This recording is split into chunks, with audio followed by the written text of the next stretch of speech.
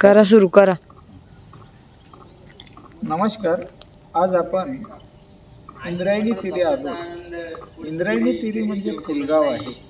ज्या फुलगावाच्या ठिकाणी फुलगाव येथील म्हणजे खास MIT कॉलेजमधील मित्र आणि येथील गुरुजन जे विद्यार्थ्यांना ज्ञानार्जनाचं काम करून नियम आणि जीवनातील प्रसंग घडवत पुढे नेतात असे अरविंद सर वागसकर।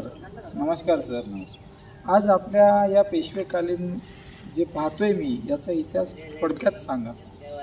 तर ही नदी ॲक्च्युली नदीचं नाव भीमा नदी आहे। जे इंद्रायणी आणि भीमा भामाचा संगम तुळापूरला होतो आणि मग ते तिन्ही मिळून पुढे ही भीमा नदी पुढे गेली, जी पुढे पंढरपूरला गेल्यानंतर चंद्रभागा म्हणजे पुढे भीमा नदी।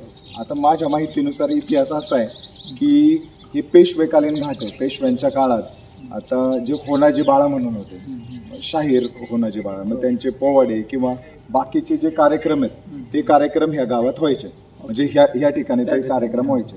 म्हणजे अजून असं पण ऐकलं होतं की हे फुल शहर होतं, मोठं त्यांचं प्लॅनिंग होतं की मोठ्याच्या मोठं गाव इथं वसवायचं। म्हणजे इव्हन जर तुम्ही गावामध्ये फिरले, रस्ते वगैरे काटकोनात एकमेकांना छेदणारे रस्ते आहेत किंवा अगदी चाकण, शिक्रापूर या पूर्ण परिसरात बाजारपेठ नव्हती, एवढी मोठी बाजारपेठ त्या काळी फुलगावमध्ये होती। म्हणजे तेवढा समृद्ध इतिहास गावाचा आणि ह्या वास्तूचा तो इतिहास आहे। ओके, म्हणजे आज या ठिकाणी जी नदीची परिस्थिती आहे, आज आपण सकाळपासून ही नदी मुलांच्या माध्यमातून पूर्ण स्वच्छ केली, ही खरंच कौतुक करतो। कारण NSSच्या कॅम्पामधनं मुलांना शिकायला मिळतं या ठिकाणी आपल्या निसर्गातील आपले निसर्ग काय आहे, तो निसर्ग जपण्यासाठी काय करायला पाहिजे। ही जीवन वाहिनी आहे आणि जीवनदाहिनी आहे, तिच्या अवस्था सध्या मरण अवस्थेत आहेत।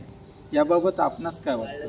तर माझं एक खरं प्रामाणिक मत की बाबा अगोदर म्हणजे जेव्हा मी अगदी 5 ते 6 वर्षापूर्वी ह्याच घाटावर आम्ही अगदी इथून पोत पलीकडे जायचं, परत रिटर्न यायचं, एवढं पाणी स्वच्छ होतं। त्याच्या अगोदर आमचे आजी आजोबा हे तर ते पाणी प्यायचे, म्हणजे एवढं ते सगळ्या गोष्टी व्यवस्थित होत्या। पण हे 5 ते 6 वर्षात इतक्या मोठ्या प्रमाणात प्रदूषण वाढलंय, म्हणजे इव्हन आमची जी जनावरं आहे, आता शेतकरी घरातलं आहे ना, आमची जनावरं पण ते पाणी पित नाही, एवढी त्याची वर्स्ट कंडिशन आहे। म्हणजे भीषण अवस्था झाली। आपण पाहता इंद्रायणीचा उगम कुरवंडीपासून आहे, त्याच्यानंतर या ठिकाणी जसं भीमा भामा तुळापूरला संगम होतो ना, त्याच्यानंतर ही जी नदी वाहते ही सुद्धा प्रदूषित आहे, जे फार दुःखद घटना आहेत। माऊली, ह्या बदल अपेक्षित आहे। या नवीन मुलांच्या माध्यमातून आपण बदल करण्याचा प्रयास करतो आणि सरांनी याला विशेष उजाळा दिल्याबद्दल मी तुमचे मनपूर्वक धन्यवाद सांगतो।